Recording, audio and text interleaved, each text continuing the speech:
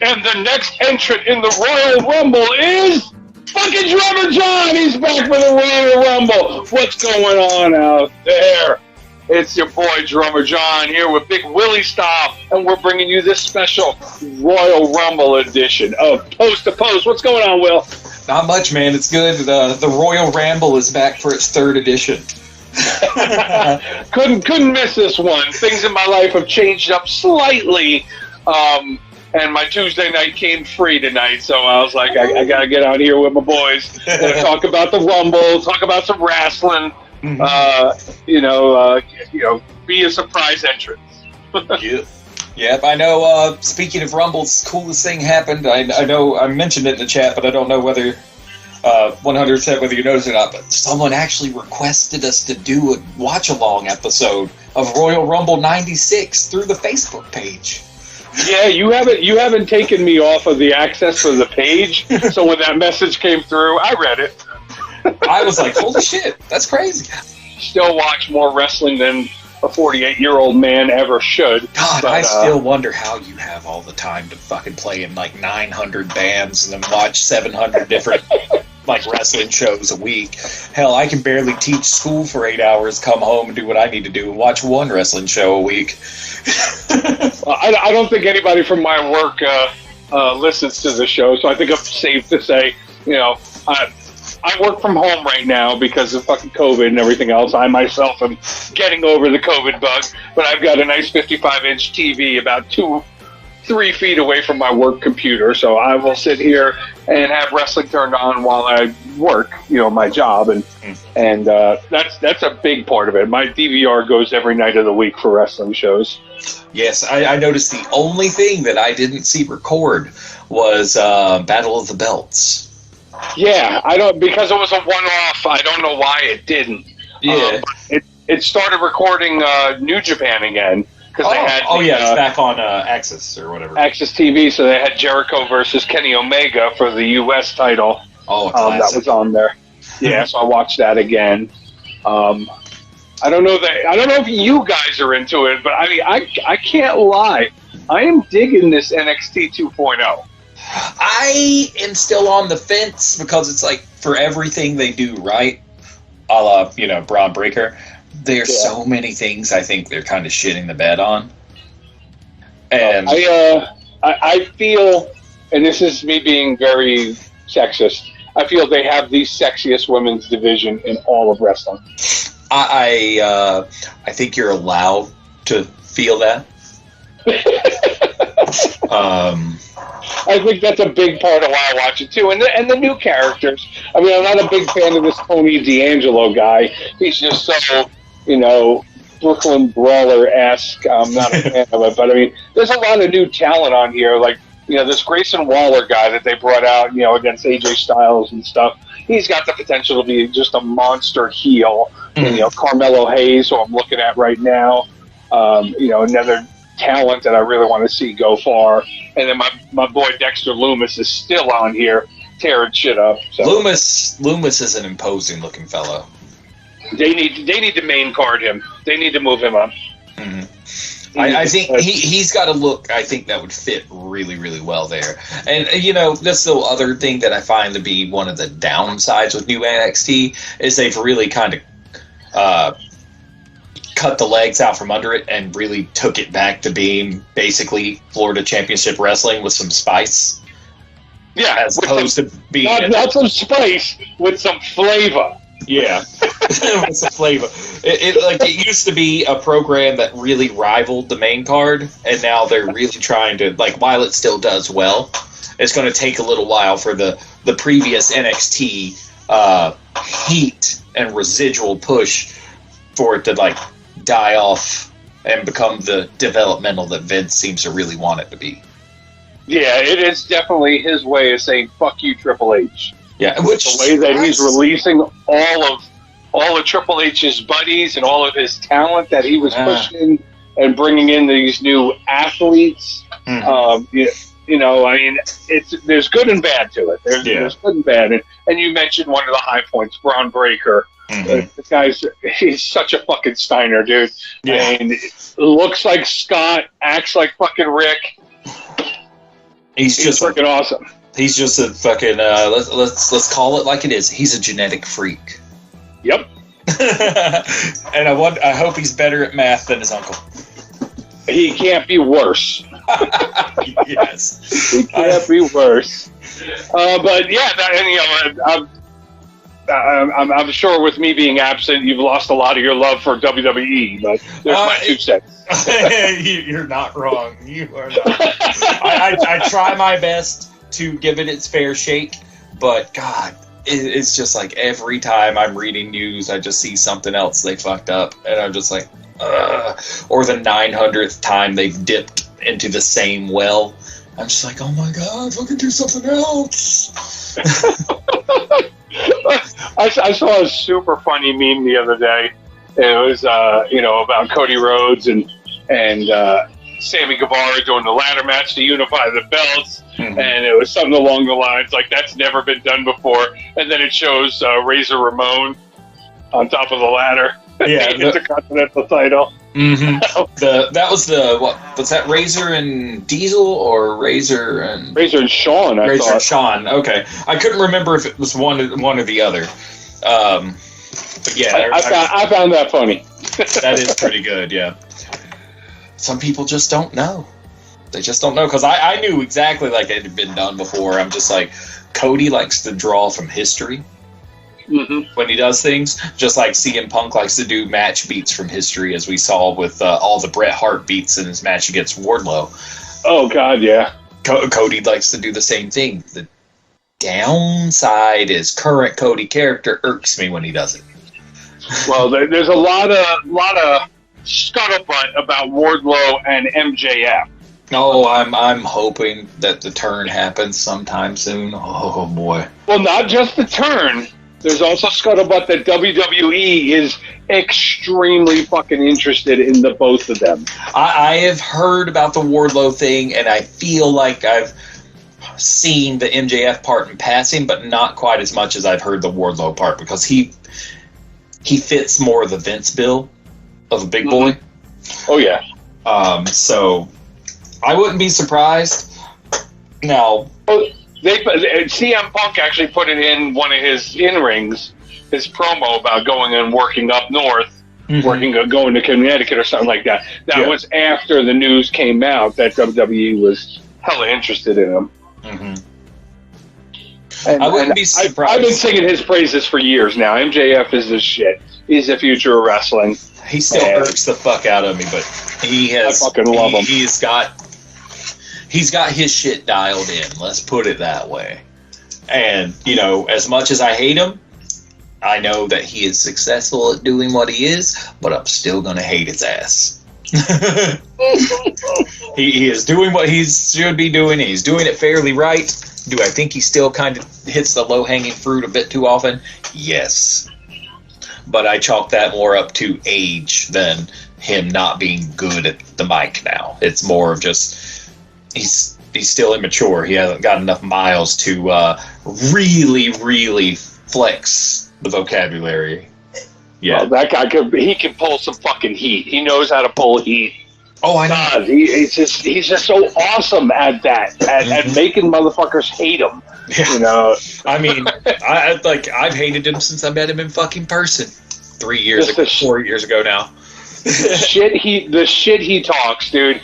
He talks more shit than an asshole with lips, but it's good. Mm-hmm. Oh, God, I still remember that time he made that dude buy him some fucking breakfast thing in line. And then he got it. He's like, what the fuck is this? And just threw it away in front of the guy. I was just like, God damn it, dude. Oh, man. So, some WWE shit going on right now. Mustafa Ali has requested his release. Yes, we talked about that a little bit last week. I think me and I think I'm getting my times mixed up. I think me and Chapel, because we recorded real early last week since I missed the week before. Well, they denied his release. I know. I saw.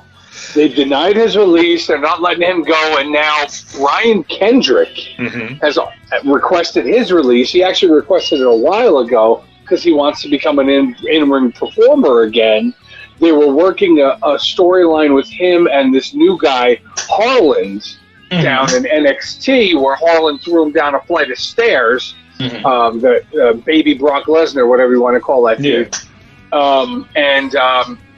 They ditched the match. It never happened, and they haven't granted him his release either. Weird.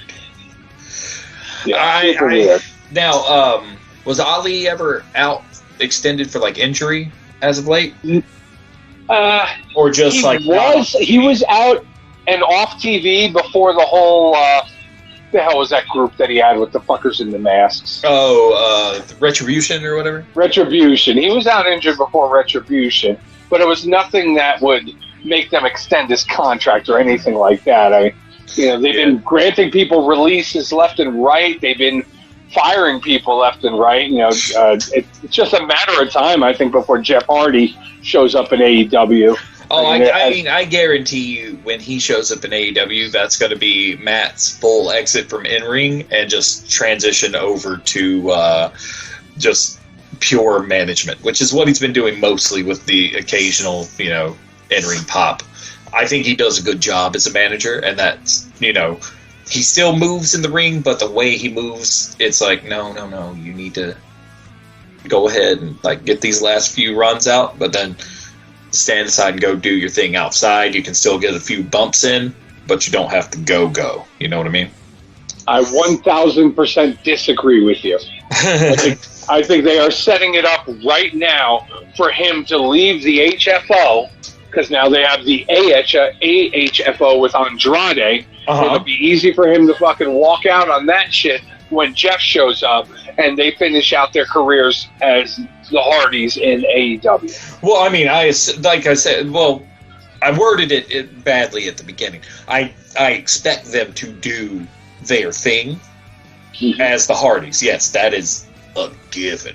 And you're probably not wrong about, since it's become the AHFO, you're probably not wrong as that being his exit ticket.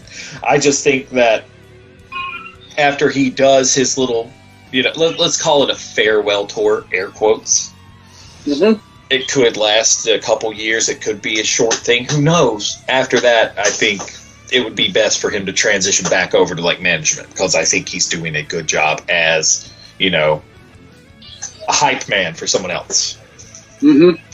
That's more what I was going with. I kind of missed. I missed the lead a little bit. I kind of skipped over a few words that would have made it a little more clear. I gotcha. I follow. But yeah, I think they're setting it up. I think Tony Khan is gonna throw caution to the wind with Jeff and just hire him, because he's already showing his fucking nostalgia button. He loves ex-WWE guys, and he loves rehashing the past. So it's just a matter of time. He rehashes the past, but honestly, he doesn't make it sickeningly nostalgic, which is good. I don't know if I agree with that. I haven't seen it to where it just makes me go, ew. That's no.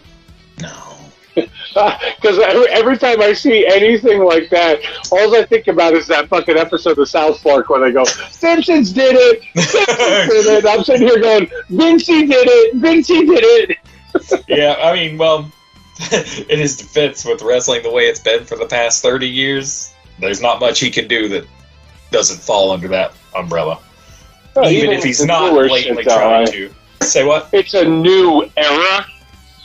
Fucking Adam Cole says that. It's a new era. Come on. Come on. Can you get any more blame? All I need to do is hire Roderick Strong. And, which is going to happen soon, too, because he's about done with fucking NXT. His contract's almost up. His wife is already working for AEW. Who's his wife? I forget. Marina Shafir. Okay.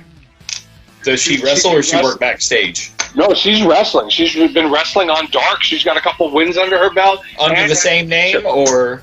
Yes, under the same name. Okay. And has a T-shirt, an AEW T-shirt already. I'm damned. If you got merch, you're moving on up. Yeah, as much as I hate to watch fucking Dark and Dark Elevation, because it's just fucking 2-minute squash matches over again. I still watch it every fucking week. I will say this about Dark. The Dark they recorded during Rampage. I don't know if they've aired that one yet or not. Name a match, I'll tell you. Well, okay, I will. The best match of Friday night, completely counting all of Dark and Rampage, was the next to last match of Dark. Penta and Wheeler Yuta. They aired that one today. That was the best fucking match of the night. That was a really good match, and at the end of it, how he Penta gave him props and then left. Yeah, it was pretty cool. It was so good, and like, oh man, that those two really gelled. I think like their styles really meshed, and nothing looked like they like missed any real beats. There might have been a couple like little stutter steps or something, but it seemed like they were really clicking, and it showed that. I mean, I like Wheeler Yuta, but he's been kind of like one of those, who the fuck are you, third wheels for the best friends? Even like it was it was a fill-in for fucking Trent. Yeah, even like what was it, Dynamite the other night when Trent came out and he just he didn't do the thing with Wheeler that he did with everybody else. He just like patted him on the shoulder or some shit. Yep. I was just Yuta, I don't think you're tension. Yeah, I can see tension there, and him not being with best friends for too long. I mean, there's just so many storylines that are going on right now in AEW that can go so many different ways. Like, who's going to be the next member of the House of Black? Julia Hart is acting like she might be finding a darker side. Maybe she's going to fucking join the House of Black. She was the one that told him to stop beating on Malachi before Brody showed up. I mean, there's so many potentials for storylines. It could happen. That's like, I'm wondering about that too, and like Pillman being as awkward as he's been lately, I have a feeling they're going to break up the Varsity Blondes here pretty soon, because I feel like that tag team, as of right now, has run its course. Which wasn't very far. They didn't get very far. No, they didn't. I mean, I still think they have potential, but I think they should run singles for a while, get their shit a little more solid, and then come back to it at a later date. They need to run them as a nostalgia tag team, kind of like FTR is. You look at it, or you think the fucking Brainbusters, Arn and Tully. I know. You need to take the Hollywood Blondes, or the Varsity Blondes, and make them the Hollywood Blondes. Pillman and Steve Austin. You need to make it more nostalgic. They pushed it, but they haven't pushed the envelope far enough. They haven't given both of them an identity. They're just these two fucking guys that are mushed together with some cheerleader chick. Yep. That's it. It's like they've given it surface level, but it hasn't gotten that. It hasn't got past the first few layers of the onion yet. Yeah, it needs more depth, for sure. For sure. But I think they could go either way. I mean, the coolest thing was when I went to Holiday Bash, the local paper in Winston-Salem, the greater Greensboro area, the local free paper. Yeah. The cover article was about Griff because he's from that area. So I grabbed one of those out of the bin and I kept it. I was like, that's pretty cool. So he got a full write-up in one of the local newspapers for being like a big match on that card. Good for him. Yeah, and it's like, hey, good. I will honestly back a Carolina guy about all the time, just because I like seeing my home state do well. He's got the tools physically. He's got a good look about him. He needs to work on his mic skills. His mic skills are fucking horrible, and I hate to say it about Pillman too. He needs to work. They need a better voice for that team. Yeah. Julia Hart is not the voice. She's pretty. She's the addition. She's the But if they had a good fucking manager with mic skills, I think that would take them to the next level. Yeah, they haven't got the gift of gab yet. It's one of those somebody things. Like ready? Somebody like a fucking Kevin Sullivan when he was doing the Varsity Club. Yes. If they had somebody like that, boom, they'd have a future. I agree. I agree wholeheartedly. Now, other AEW things. Now, you were mentioning the House of Black. I'm super sad I didn't go to Dynamite that last week because I wanted to see fucking Brody King wrestle. But I was secretly hoping, like, maybe he'll get a dark match Friday. No, hell no. He's too new and shiny to get a dark match, dude. They're going to feature him prominently with Malachi Black. I don't think Malachi Black has had a single dark elevation match since he's been on board. I don't even know. I thought he had a couple, but I don't remember him having any. My big question is who's going to be the next to join the House of Black, because they're not stopping with just the Kings of the Black table.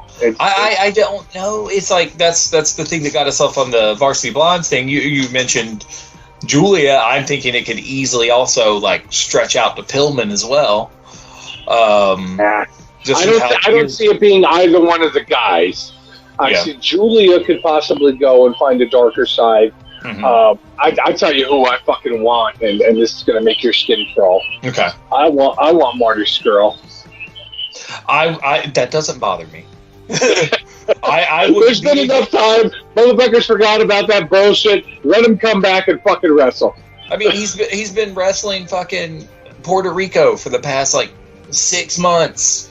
He's been the fucking champ down there, and he actually did do some fucking U.S. dates at the end of last year. Yep. But I feel like, you know, with some of the other folks, like, you could easily bring Marty in. Yeah. I mean, truly, there's worse things that people have been brought back for. I mean, it's not like he's Joey Ryan. Exactly. Joey Ryan is that's a horse of a different color. Let's put it that way. Oh, did you see the dig that Cora Jade got on Darby Allin? No. Okay, so Cora Jade is a wrestler in NXT. Wait. The skateboard kid, right? A girl, right? Yes. Yes, I did. Yes, I did. Did you guys talk about it on the show? No, I don't remember talking about it. That's like, about a month ago now? It's been a couple of weeks, and Darby was talking shit basically about her character, but not naming her character, saying that, you know, skateboarding is his life, he's this, he's that. All about skateboarding. It's just not just a prop that, you know, he uses. And she took it personally, and she fired back saying, well, at least I'm a good person, and nobody's saying that I'm gaslighting them and abusing them, and, you know, basically all the shit that came up about Darby during the Me Too movement. Mm-hmm. And she just fucking, man, she got his ass. She did, and she laid it out there. Now, I think his like issues were a little more empty than some of the other ones that came Absolutely. up. But that shit's not gonna, like, in the court of public opinion, he's still got that blemish. So it's a slight blemish. Like, I totally forgot about it until she brought it up. Like, because I'm so into his character and the shit he's been doing on TV. Like, that shit just went away from me. I didn't even think about it until she brought it up, and I was like, "Oh yeah, they did talk about that motherfucker." she took a dip in that water. That's what she did. 20 years old, she's got a set of balls on her. Oh yeah, brass balls, no less. Oh, Tommaso Ciampa. I'm watching NXT right now. Tommaso Ciampa's back. God, I love Ciampa. They'll never get rid of Ciampa. He's going to be around too much longer, though. The way that they're getting rid of the talent in NXT, the old school NXT talent, I don't see him being around long. They're either going to move him up or they're going to move him out. Yeah. You could be right, but, I mean, I don't know. He's been such a fixture there forever. I don't know. For me, I think they're going to have to strategically keep some of the old guard just to make people want to come in. And Ciampa's been like the go-to guy that seems to, you know, play ball. So I wouldn't see him like still staying around. Now, speaking of NXT guys, and since AEW and such, where and when do you think Gargano's going to land somewhere? I don't think he's going to do shit till after the baby comes. That's fair. I think he's just going to chillax where he's at. He's not going to fucking show up anywhere until after the baby comes. Once the baby comes, I could see him going AEW. I could too. Secondly, has it been confirmed that Regal did a signing with Impact, or was that still just rumor? Not confirmed. Because I heard it was very credible rumor. Yeah, because I know like he had already been in talks with Tony Khan too. Yep. So who knows which way it'll go. I think AEW would benefit tremendously from him being backstage because he'd shape some of these fuckers up real quick. Absolutely, he would. I've been watching his son on AEW or on NXT UK, and his son's got some talent too. Oh, very good, very good. Yeah, he doesn't go by the Regal name or anything like that. How long till they fire his son? Oh, Jesus Christ. Just to get back at Triple H a little bit more. Just take it to that next level. Don't just fuck him over. Fuck his family. Fuck your son's son for 20 generations. And everyone fucking knows I'm a WWE guy. Have been for coming up on 40 years. But man, he's got to let some of this petty bullshit go. I mean, I like the NXT 2.0. I could say that because I'm a WWE guy. Well, I just don't get too deep into it. I'm not a wrestling snob. I like wrestling for wrestling. You know, storylines may suck, wrestlers may suck, but I like watching wrestling. Mm-hmm. It doesn't matter what fucking wrestling it is. New Japan, AEW, Impact, I don't give a fuck. I just like watching wrestling. I like watching athletes perform. I like the storylines, repetitive or not. I like the characters. I like the fucking, you know, the little fucking, you know, Speedo wrestling trunks. All that shit. Yeah. I'm a wrestling fan. I don't consider myself to be a wrestling snob. And I'm not saying that you are. I'm not saying that any of our listeners are. That way. I was going to say, I don't consider myself a wrestling but either. I see so many of these fucking people that are. You know, they go both ways. On both fucking sides of the fence. I was just going to say, they go both ways. There are WWE snobs. There are AEW snobs. And then there's the ultra snobs who are like oh, you're watching mainstream wrestling on television? Yeah, I am. Yeah.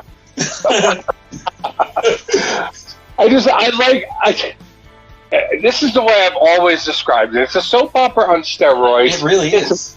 Literally on steroids. Sports. For me, it is mind-numbing sports. And it's an escape. It's a chance for me to, you know, enjoy something without having to think too fucking hard on it. Am I opinionated from time to time? Absolutely. But I'm not going to sit here and go, I'm not going to watch AEW anymore because they repeat fucking storylines. I'm not going to watch WWE anymore because Vince McMahon is an asshole and doesn't give wrestlers who That's why I don't watch a lot of WWE. Mm-hmm. I don't not watch it because of him. I just don't watch a lot of it. I still hit the majors because I love the Royal Rumble. I'm not going to say match at the end of that because that's fucking stupid. I say it every year. I love the Royal Rumble. It is my absolute favorite event of the year. Bar none. So let's jump into that because I got about 45 minutes left before I got to get out of here. That sounds like a plan. Let's jump into the Royal Rumble card, and then we'll jump into the two Royal Rumbles, the men's and women's, and we can give some predictions on who we expect to see in those matches. Yeah, for sure. Because they've only announced 15 of the men. I believe so, and like 20 some odd of the women, almost the full 21 of the women. There's 9 spots available for the women. There's 15 spots available for the men. We've got other matches on the card of the Royal Rumble. You got your Bobby Lashley and your Brock Lesnar. You got your Roman Reigns and your Seth Rollins. What other matches do we have? Yes, we got the mixed tag with Miz and Maurice, Edge, and Beth. We've got Becky versus Doudrop. Mm-hmm. Okay, that's the only other one before you hit the Rumbles. Yeah, those are the only 4 matches so far? The only 4 official ones beyond the 2 Rumbles. There's a possibility of Alpha Academy versus RK Bro. Mm-hmm. But the only 4 that are 100% right now, let's see when this article posted 11 hours ago, are those. Okay. Yeah. Well, we got what I find interesting is that they are touting the women's Rumble as the main event. That is crazy. I saw that. You know why? I'm going to say it's because of Nikki. Nope. No? Why? Ronda Rousey. Oh, yeah, that's a good one. That is, I forgot. I have been seeing a lot of pop-ups saying, like her name's been in a lot of mouths over the past few days. So, yes, yep. you're probably more And she's been correct. trending left and right, so more than likely she's going to show up. Asuka is going to come back for it. Yay. 2 names that turned it down are the Iconics. The Inspiration Yep. were offered spots. They turned them down. Mm-hmm. You know, they've already said Summer Rae is going to be in it. Lita, Michelle McCool, Mickie James, who is going to have her Impact Wrestling Knockouts belt with her. That I find to be the craziest thing. I was expecting her to do it anyway to get fucking heat, since they did the garbage bag shit to her.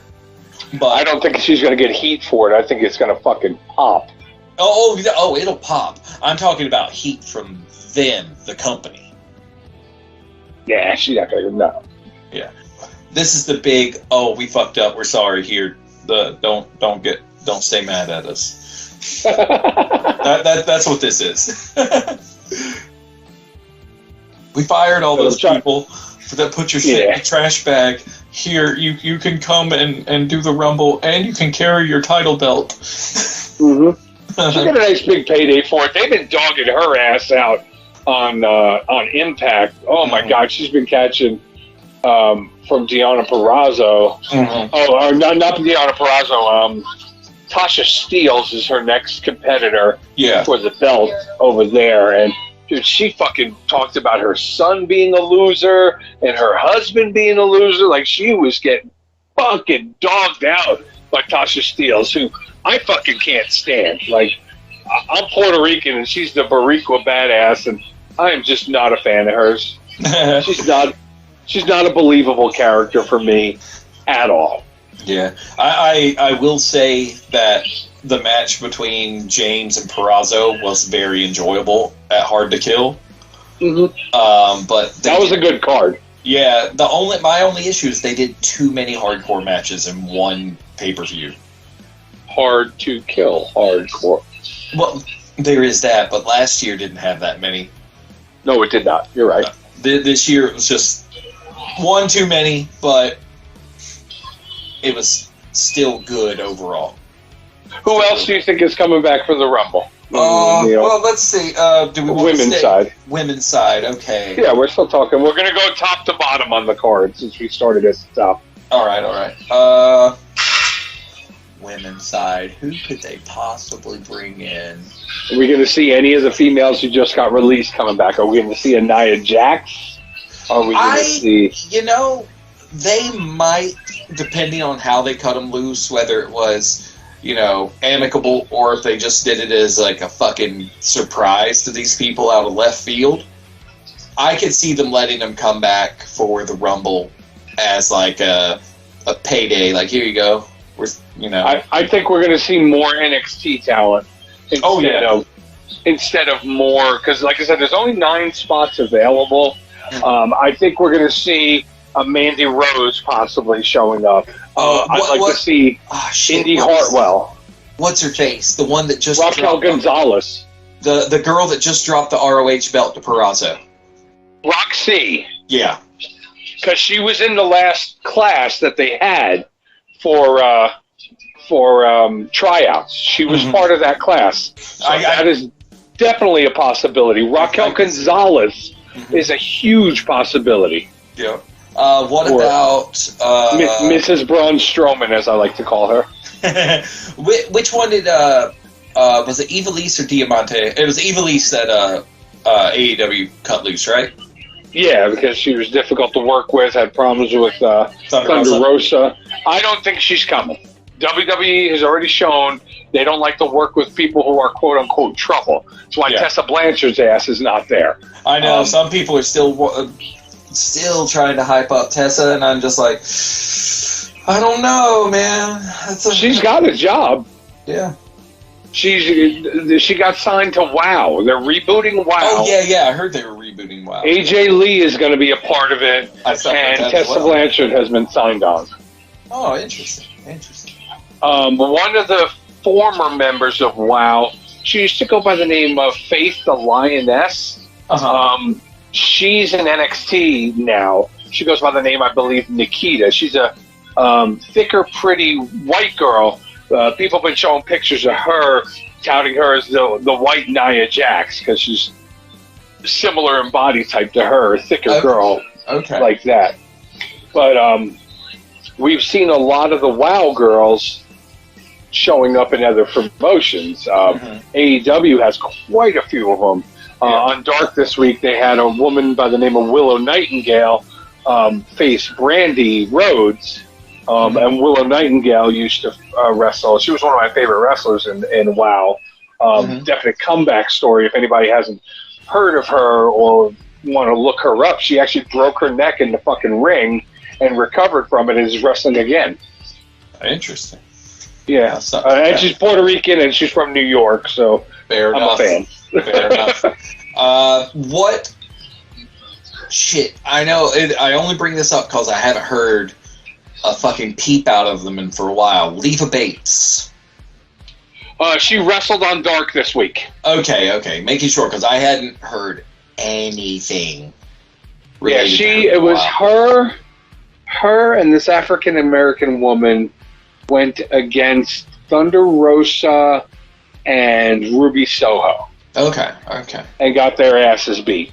I'm not surprised, because that Rosa and Soho is basically a dream team tag team right now. Yeah. And Taz was hyping her up. You know, I wish my librarian looked like that. She's so pretty. Blah blah blah.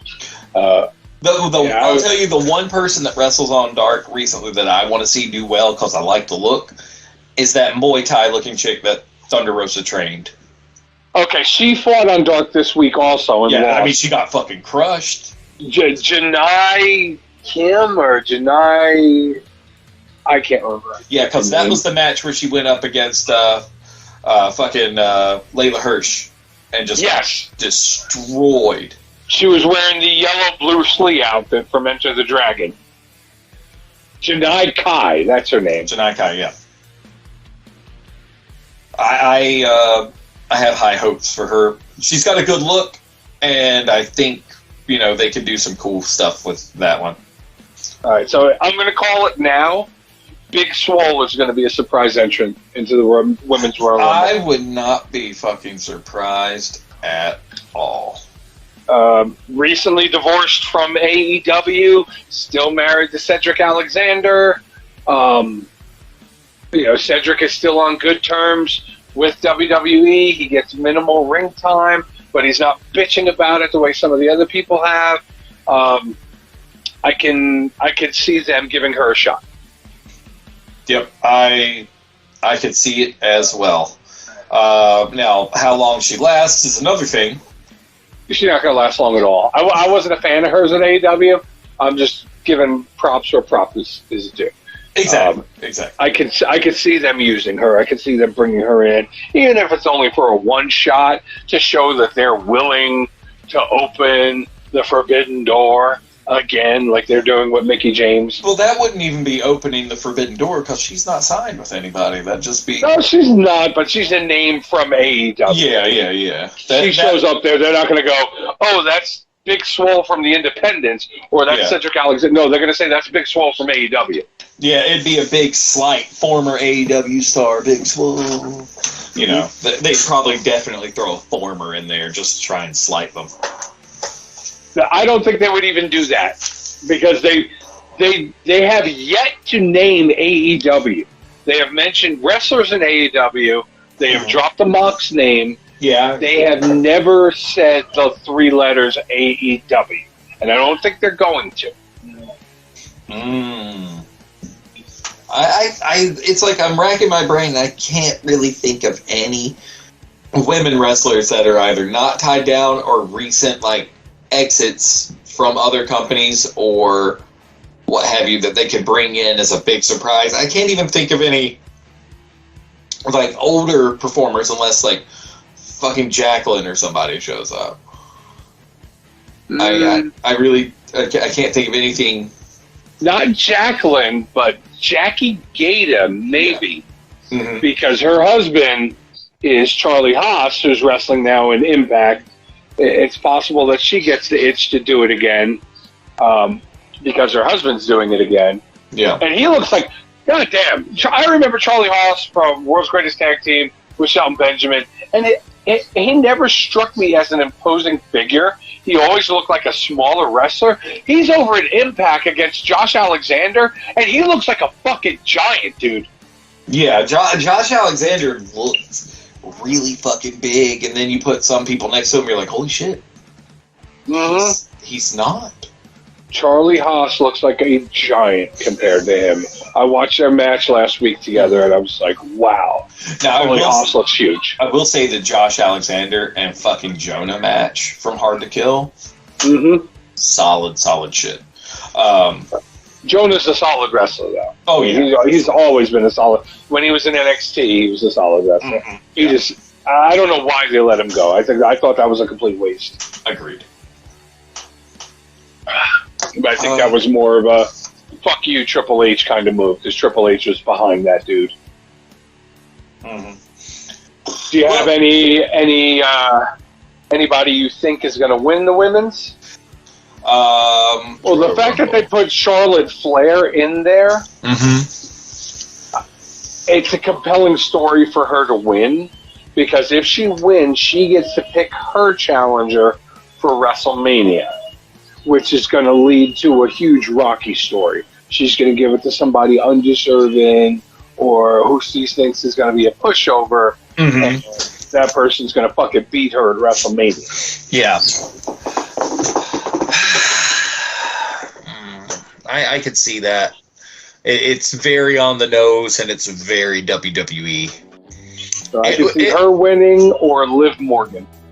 I would go either of those two, or possibly just if it's a big enough draw and for real, I could see them going a second time to the well and letting Rousey do it. Ronda? Yeah. If Ronda's going to be there, I think she would be the hands-on favorite. It's hard to bet on somebody when you don't know if they're confirmed to be there or not. Yeah.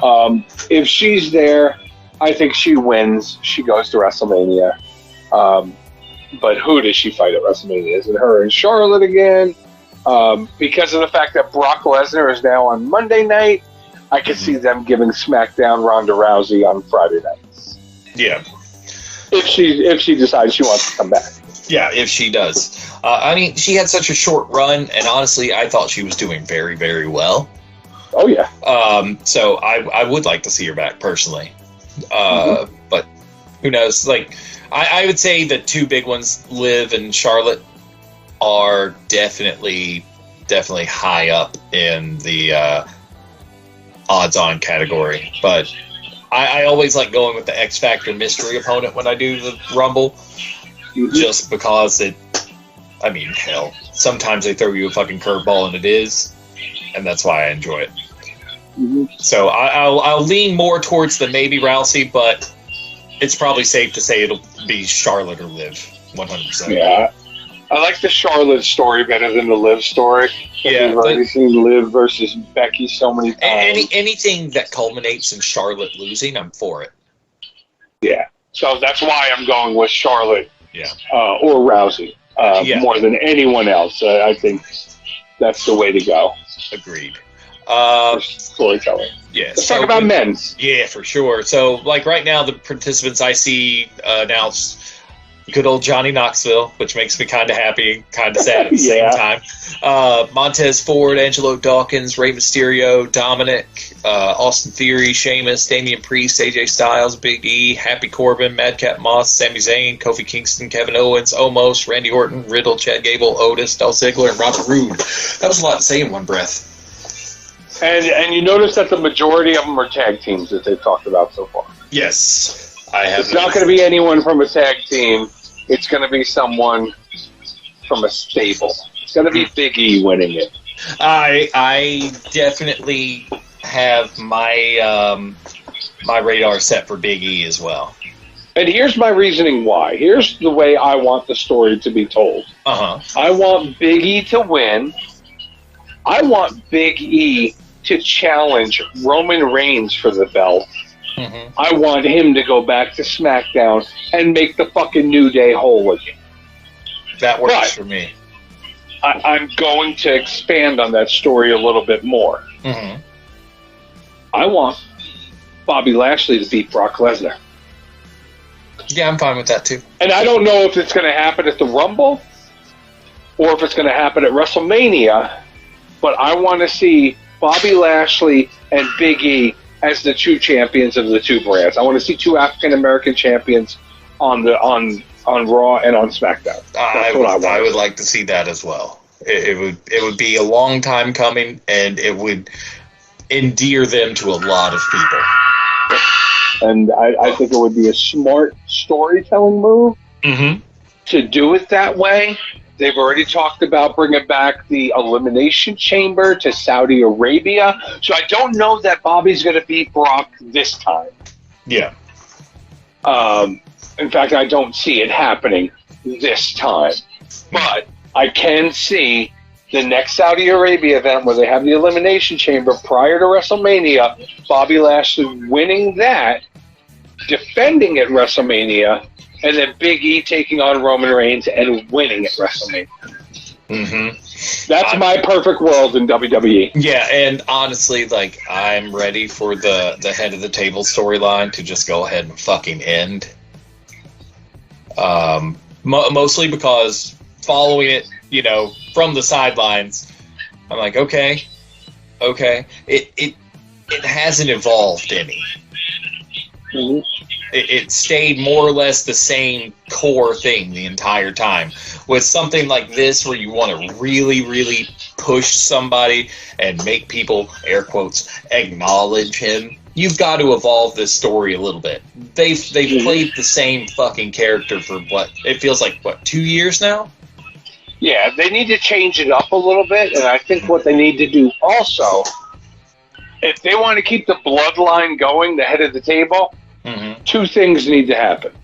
Number one, Naomi fucking joins. Yes. Naomi's been going through shit with Sonya Deville, which I think is fucking stupid. I think that is the stupidest storyline ever because it's not going anywhere. This fucking, we've seen The Boss versus Stone Cold, and that storyline played out to death. We've seen it in multiple companies now. Why rehash it with a female with no end in sight? Like, there's nothing there. Where's it going? It's been going on for months, and we're not seeing a culmination. It's like, okay, do you want to take this a lesbian route? And because she's been very pro Charlotte Flair, is she going to finally flat out say she's in love with Charlotte Flair, and that's why she's doing this? Or, what route is it going? Because at this point here, it's suspiciously racist. It's like, where else are you going with this shit? I ask myself that question most times I see WWE stories. I'm like, okay, what's the end game here? What sort of payoff are we aiming for? Well, we've seen long-term storylines in both companies. We saw it take 2 years for Hangman Page to get the fucking belt. That was a lovely payoff. Yeah, but where is that fucking going now? Because Kenny Omega's hurt, he's out, so they throw fucking Lance Archer at him. with no backstory, no storyline, no nothing. Now all of a sudden he's fucking buddy with Dan Lambert for no fucking reason. That shit makes no sense to me. And in my opinion, AEW is failing Hangman Page. They've been failing him a long time because that 2-year storyline, I know you think it's lovely, I think it was too long. They needed to shut that shit down early. Now, don't get me wrong, I also think it was wrong, but I was glad to finally see it pay off. It took too long. Yeah, it took way too long. It should have happened way before then. But I get why it took longer, because Hangman had a baby. He was gone for a while. Shit happens. Life happens. I get that. In my opinion, no, they should have fucking paid it off before he left on paternity leave. It just took too long. Yeah, I'm kind of wondering why they're throwing Archer at him. Don't get me wrong, I enjoy Archer, but I think it's too early to throw him into this mix after just coming back from the neck injury. Mm-hmm. If you are going to bring him in, have him start jack-jawing, running his fucking mouth and just stomping a mud hole with a bunch of jobbers' asses. He doesn't need to dust up with Hangman yet, like he already has been. That's too quick. It's got to really build and get under the skin, And then it would make more sense. But you don't want to do the same thing that they did with Danielson, where he runs through every member of the Dark Order. That's already been done. You just They wasted the Danielson storyline. They put him against Kenny Omega, he lost. They put him against Hangman, he lost twice. Okay, this is a big fucking name you're bringing in, and you put him in 2 fucking losing angles. And it looks like they're about to put him up against Mox, which is going to be another fucking losing angle. It's like, are you fucking kidding me? You bring in this fucking talent, and you're just setting him up for failure. I could see them paying off with Mox over the other two at this moment. Nah, not right now. Mox is fresh. He's back. He just told somebody to fuck off on TV. He's not going to be on the losing end of something right now. He's fucking fire. He's hot. Regardless of what that one person said in the crowd, people are behind him. He looks as good as he did when he debuted in New Japan after he left WWE right now. Oh, absolutely. Absolutely. He's not as puffy anymore. Mm-hmm. He looks slim. His mind is clear. I mean, I'm happy for him that he's sober. Yeah. And you know how I've talked about this before, because I partied with Mox at a Comic-Con over the summer. Mm-hmm. I didn't see him as a person with a problem. Yep.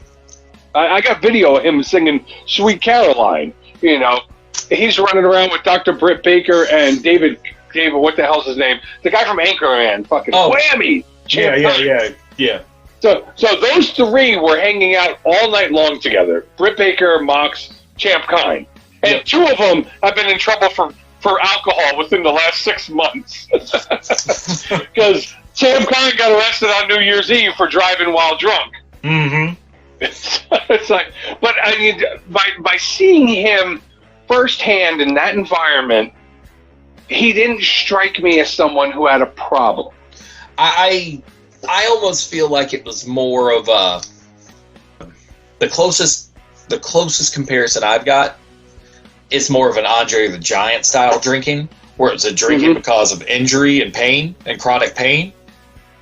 Mm-hmm. And this will allow him to break both and have some time to actually heal up. Because, I mean, the dude's worked nothing but fucking mean-ass, hardcore matches for, the past year and a half or more. There's got to be some underlying injuries and nagging injuries that just kind of, the booze took the edge off.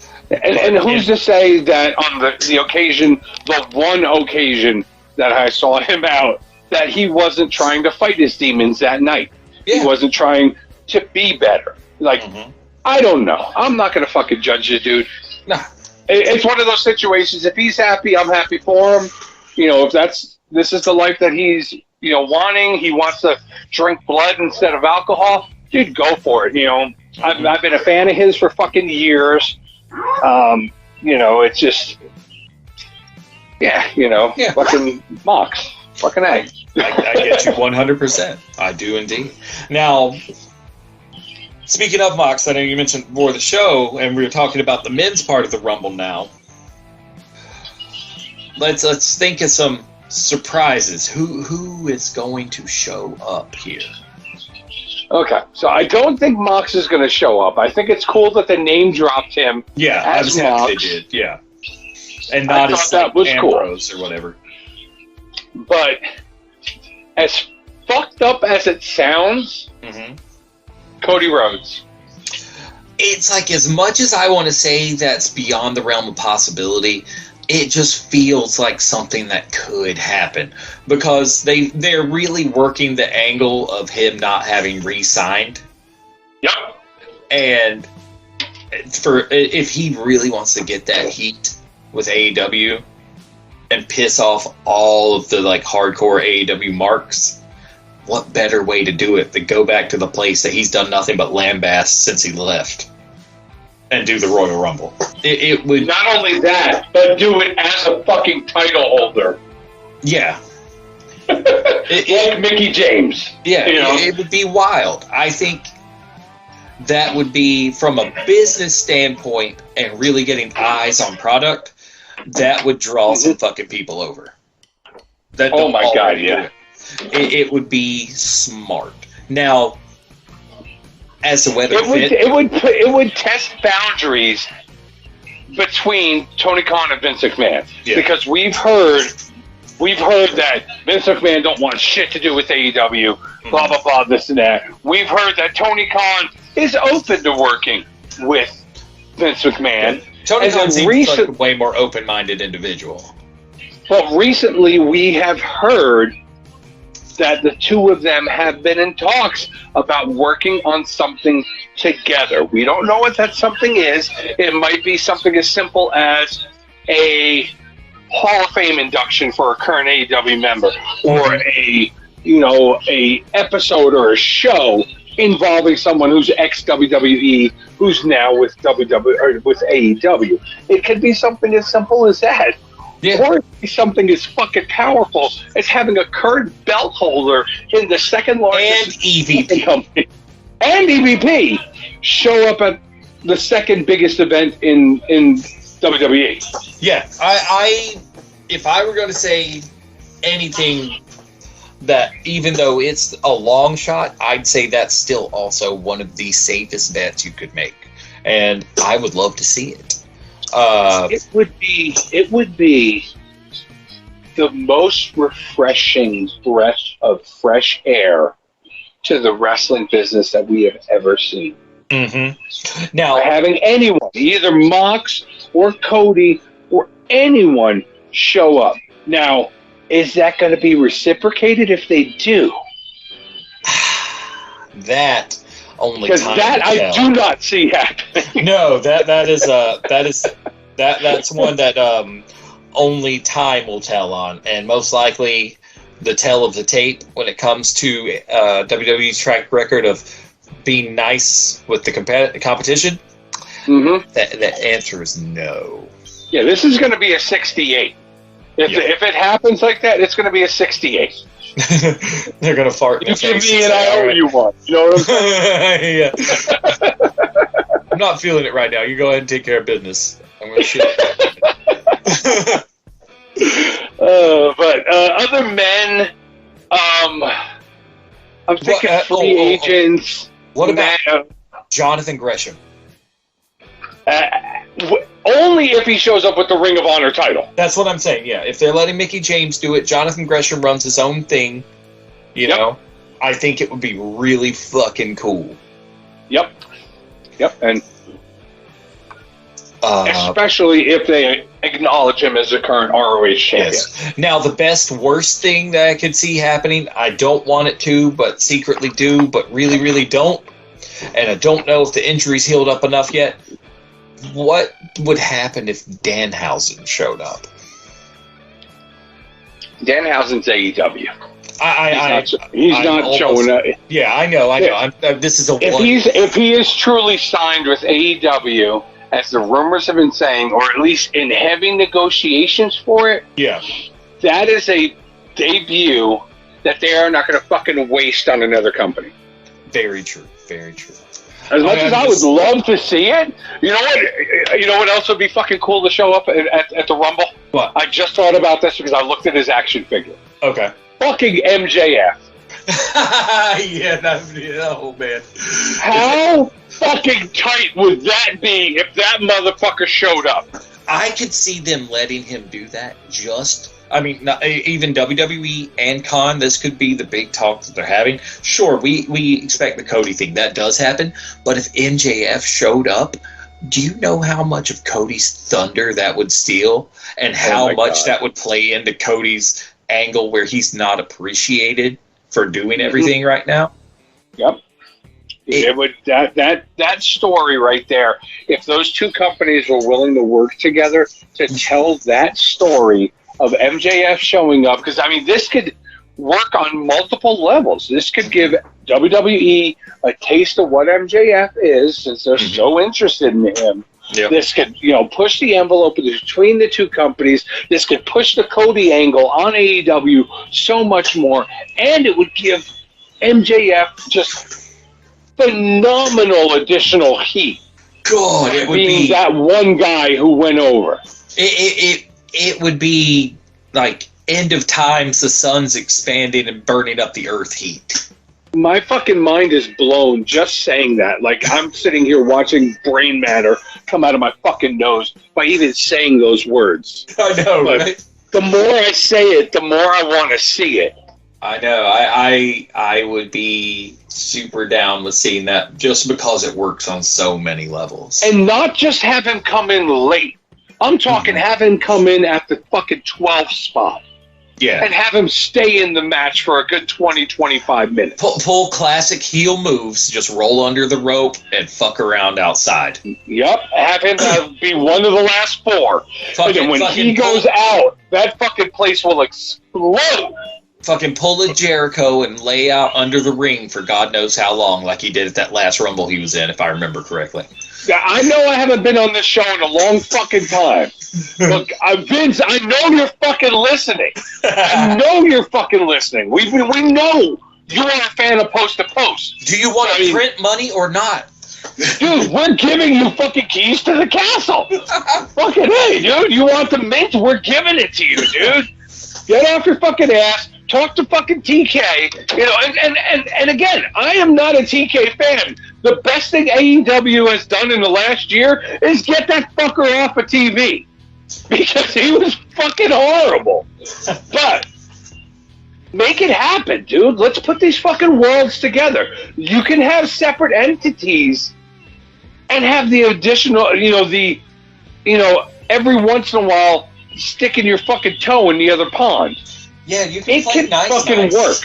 Yeah, it can work. It really can. But it's going to take some humility on Vince's side to realize, you know what? I don't have every fucking major star in all of wrestling on my roster. There are other people who don't work for me that are fucking huge, and that's what it would take. Is it going to happen? Fuck, who knows? But goddamn, just like I said, just saying that. Just picturing fucking MJF in the Royal Rumble.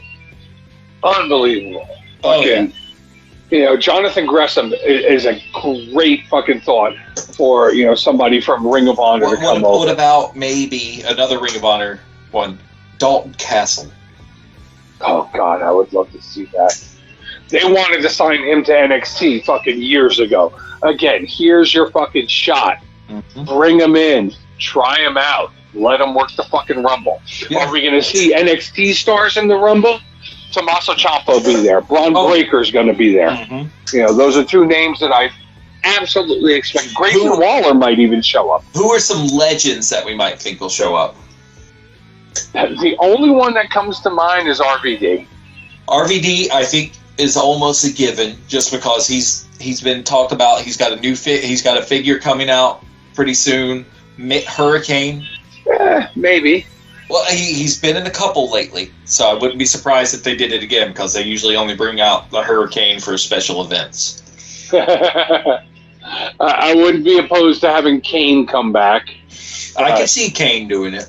But they would have to use Kane in a capacity where he gets tossed out to break his own record. Mm-hmm. You know, I don't see any, Braun Strowman coming back. I don't see he's EC3 coming back. No. Braun, I read an interview with him just recently saying that he's down with working with just about anybody as long as it's not a full-time contract. Mm-hmm. Because he was like, WWE's full-time ways, like, or too much. He wants to be able to balance, family time and work time in a much more healthy fashion. And hey, I totally get that. What about Brian Cage? Brian Cage, okay, people they're letting go and not re-signing. Didn't they say they were letting go, not re-signing Peter Avalon? Peter Avalon, Leo Rush. Mm-hmm. Thank God about Leo Rush. I'm so fucking over him. Again, I could see Leo Rush fucking showing up, though. I could, too. It would just... He's a piece of shit that has fucking talent. He has talent, yes. I don't like him, though. There's something about him that irks me, and I don't know what it is. It's not his in-ring. His in-ring is phenomenal. Yeah, his in-ring's tight and fast. It's a fucking great worker. It's everything he does outside of the ring. Mm-hmm. And he fucking pushed Tony Khan too far with the whole Big Swole thing. Yep. And I think that is the biggest reason why he's not getting re-signed. Is Peter Avalon going to show up in the Royal Rumble? Fuck no. No, he's too small and too weird. Yeah. He's going back to Championship Wrestling of Hollywood. Yeah, basically. He's going to go back and probably do like PWG, shit like that.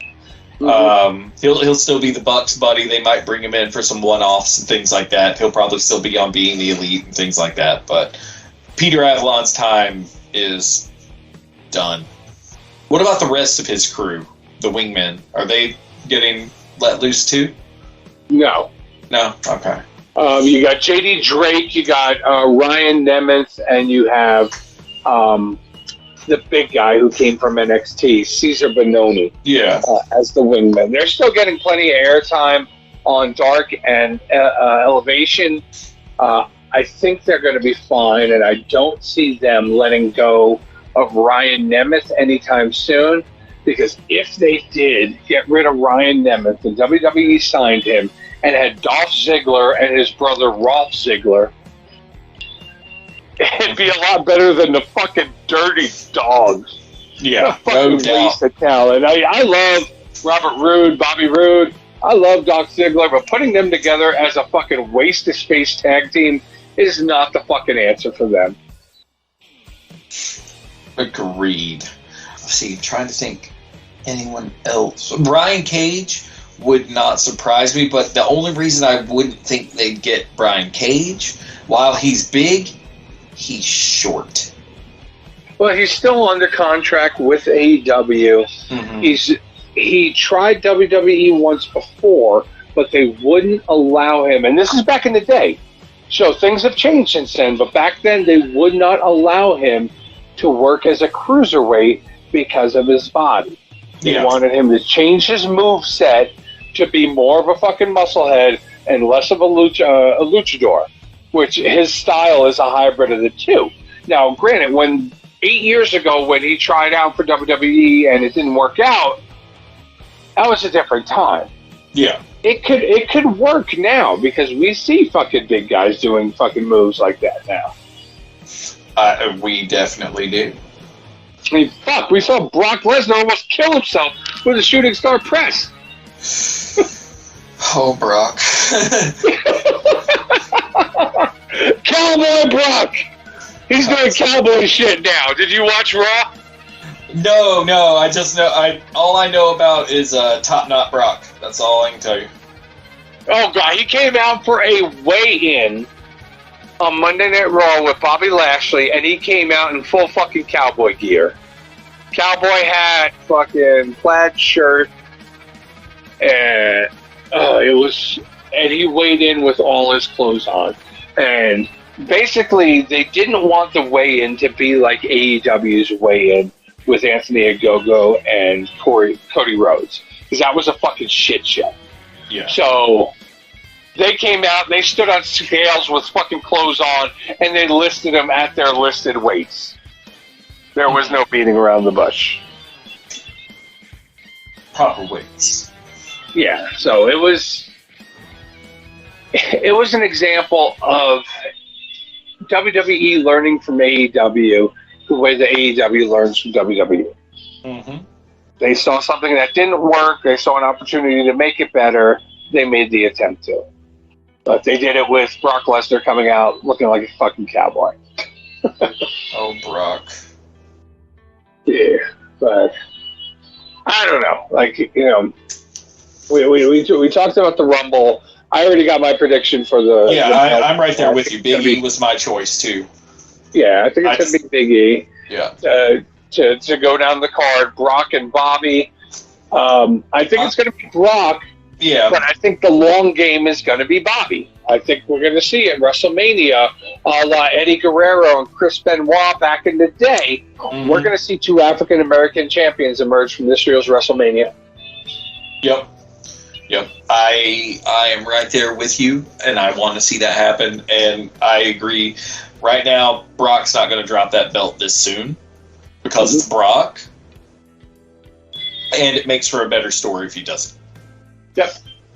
Now, I can always go back to the old adage of the show, but that makes sense. It's a deep cut for anyone that's been listening since day one. It does and it doesn't. Yeah, because it's a long shot proclaiming two African American title holders world champions in WWE. We just haven't seen it ever. Massive long shot, but the moment is ripe for this. And if they don't pluck this fruit, they are missing out. For me, the next one, I'm gonna drop down to Becky and Doudrop. Yeah. And personally, I'm gonna lean Becky on this one. Absolutely. Want to give a congratulations out to Doudrop. 2 weeks ago after Monday Night Raw, she flew back to Scotland, got married. Oh, made it back in time next week. So Piper Niven, Doudrop, whatever you want to call yourself, congratulations on your nuptials. Hey. Mazel tov. Yep. So who do you think's taking the mixed tag? Oh, Edge and Beth. Beth Phoenix. Yeah, Edge and Beth all day. I agree. I agree because as I will still think I've still never been a big fan of the Miz. I love the Miz. He's another guy you love to hate. He's a perfect heel. He is the immaculate asshole. It's true. He has the knack. Just I think I enjoy him less because I know he came from basically like the real world. Yep. And I fucking hated the real world. I was a Road Rules guy. He was on that too. Road Rules was the best. He was on Road Rules Challenge. I don't count Road Rules Challenge. Original Road Rules. Road Rules Challenge was when they started to phase out Road Rules and only do stupid shit. OG Road Rules was the best. It's going to be easy rap because it's Reigns and Rollins, my man. Oh, that's Roman Reigns all day. Roman's going to have that belt till WrestleMania. Yeah, he is indeed. As much as we don't want to see it, he's not dropping to Seth. Seth doesn't. Seth's got star power, but he doesn't have the power to pull it off Reigns here right now. It's not. Plus, Rollins is a Monday night guy. His wife is a Monday night champion who's not dropping the fucking belt. They're not going to spill it up the power couple, especially with the newborn on board. It's not going to happen. You know, we can sit here and say, you know, there's a chance, and you know, what is that phrase you love to use? Suspending reality or something suspension of disbelief. Yeah, that thing. It's not going to fucking happen here. No, it's not. Not at all. That is. They need to make up their mind on Rollins because half the time he's a fucking babyface, half the time he's a fucking heel. You know, what do you want him to do? You know, because it's getting fucking confusing at this point. Yeah, I don't know what they want him to do, because every time... At house shows, they got him teaming with the New Day. At house shows. So it's like, you know, I like a babyface Rollins. I love a fucking heel Rollins. I think he's killing this heel role with the different fashions that he's doing, the fucking suits he comes out in. Oh, yeah. He's the fact that they're playing lightly on his marriage to Becky Lynch, you know, and how she's a heel right now. I think they need to pull the trigger on that. And the way that Adam Cole and Britt Baker pulled the trigger over the last couple of weeks, I think they need to do that with Becky and Seth. I think they need to make them a power couple. I agree. I do. It'll almost have that, you know, to reference an earlier match in the card, a Miz Maurice type of thing. Yep. But better. But with more star power and more gold. Exactly, better. Because we've already seen Rollins take a fucking belt off of Brock Lesnar. Who's to say it can't happen again? Yeah, who is to say? Who is to say? But since you got to roll and we've hit all the topics, I believe that's it for the night, my man. You're not going to do any of that game changer shit? Well, you said hard stop at 9. We can hit the game changer thing real quick if you want. Matt Cardona came out wearing a fuck Mick Foley shirt and came out to enter Sandman, and it was fucking awesome. Yup. The Briscoes wrestled fucking goddamn Matt Tremont and Nick Gage for the GCW tag titles and lost. Yeah. But it's the Briscoes, so everything's gold.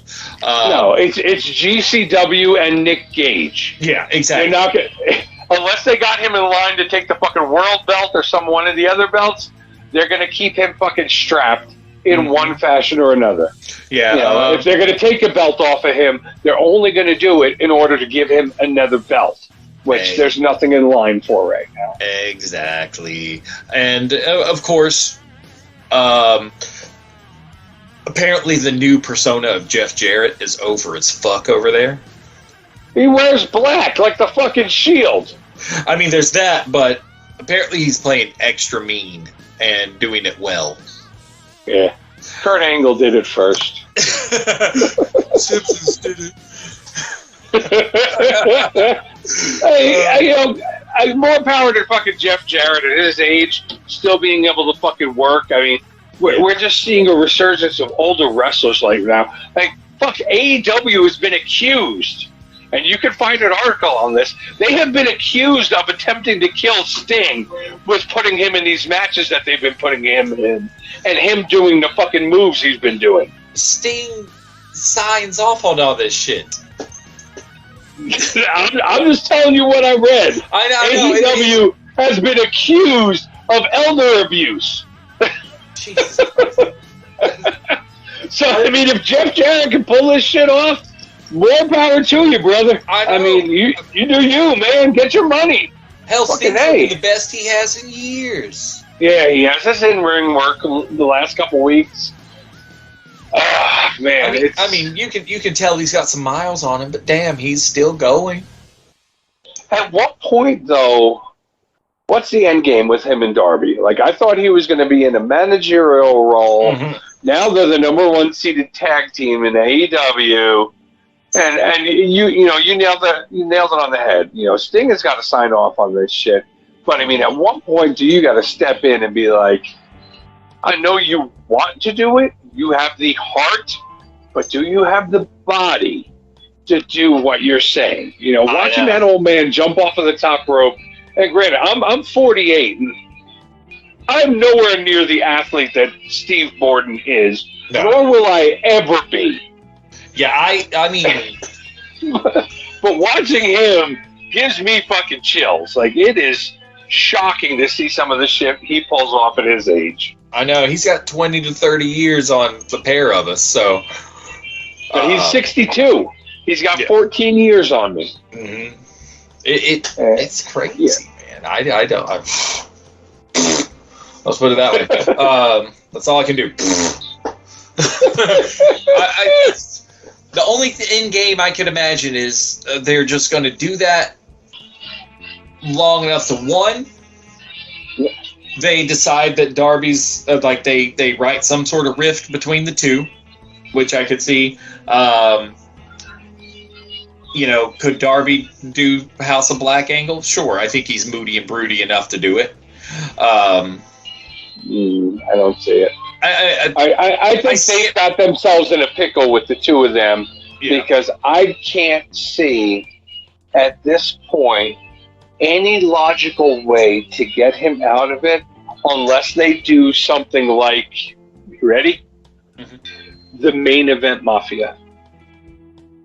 Oh boy. That's the only way. If he's going to leave Darby, it's going to leave him to go with other people from his era, his genre, something like that. Even if it's hooking up with fucking Arn and Tully for an ex-WCW fucking angle. I don't know.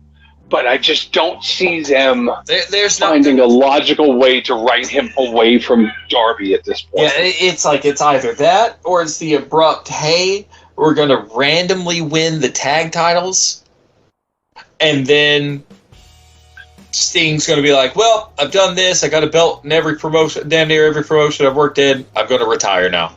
And then he just steps away and they relinquish the belts. That would be stupid as shit. But that's the only other way. No, I think there's one other way. Oh, yeah? Injury angle. Oh, yeah, an injury angle would make sense, yeah. They use an injury angle to get him out of there. Then maybe they go for the belts. He gets injured going for the belts. He's gone for 6 months. When he comes back, he just forgets who the fuck Darby Allin is and does his own fucking thing. Mm-hmm. Or at least just acknowledges and say, no, young Padawan, you were good.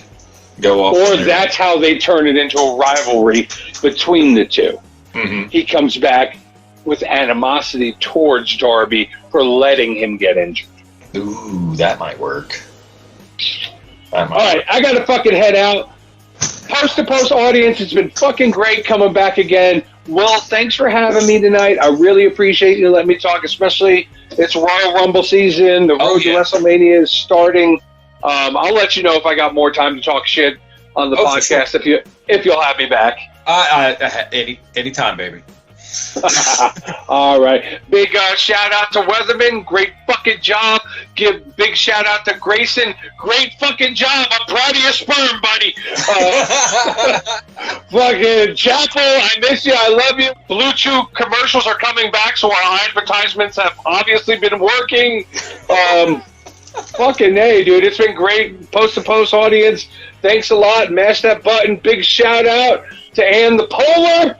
Yes. For fucking doing this. Falcon, hopefully I didn't give you too many times to hit that fucking button today, but if not, let me give you a couple more. Fuck Yano. Fuck D'Lo Brown. Eddie Kingston is cool with me now, so I'll give him a fucking pass. Oh, what? Yeah, he's turned me, dude. His character, baby, I'll be in a minute to wish you night-night, okay? His character on AEW, the way that his fucking, like, the real him behind the scenes has been talking, like, he's fucking turned me, dude. It's will Yano genuine. Ever fucking turn me? No, because my hatred of Yano and D'Lo is way too fucking far for that. To the core. It's in his that shit goes. But fucking, I have one final prediction before the night is over. Okay. And you heard it here first, anyone who's listening. WrestleMania this year, you will see Austin Theory versus Shane McMahon. I'd say that is a safe fucking bet. I got a feeling they're going to bring Shane O'Mac back. The way they've been working Austin Theory with Vince McMahon, I see Shane O'Mac versus fucking Austin Theory for our father's love at WrestleMania. That's all I got. I'm out of here. Willie, take care. Love you, buddy. Post to Post family. Love you guys. Take care. Drummer John, fucking out. Later, buddy.